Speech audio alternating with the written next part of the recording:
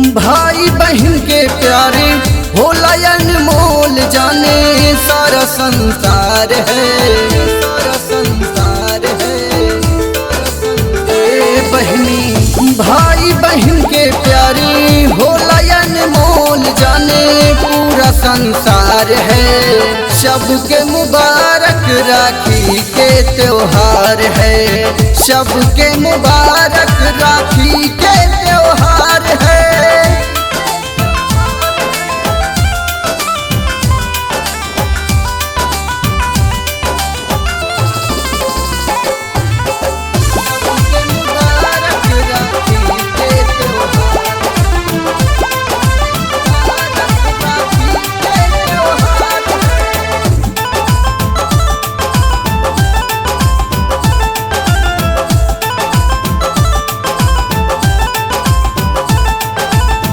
माथे पे तिलक प्यारी बहना लगाई, रेशम की डोरी बांधे भाई के कलाई, रेशम की डोरी बांधे भाई के कलाई। हो माथे पे तिलक प्यारी बहना लगाई, रेशम की डोरी बांधे भाई के कलाई।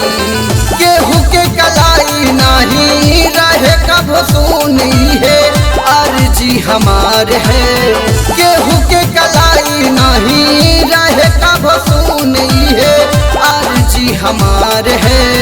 सबके मुबारक राखी के त्योहार है, सबके मुबारक राखी के त्योहार है।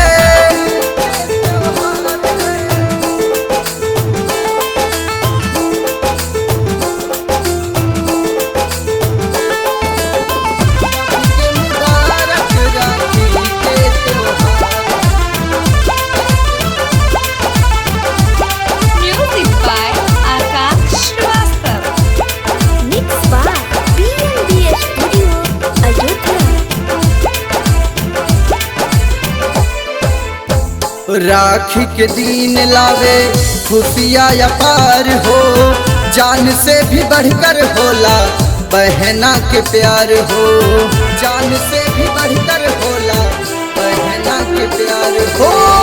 राखी का दिन आया खुशियाँ अपार है, जान से भी बढ़कर मेरे बहना का प्यार है। वीर विधाता कुलदीप शर्मा का है भाई बहनों का दुलार है। वीर विधाता कुलदीप शर्मा भी का है भाई बहनों में दुलार है। सबको मुबारक राखी का त्योहार है, सबको मुबारक राखी का त्योहार है। भाई बहन के प्यारी होला अनमोल, जाने पूरा संसार है। सबके मुबारक राखी के त्योहार है, सबके मुबारक राखी के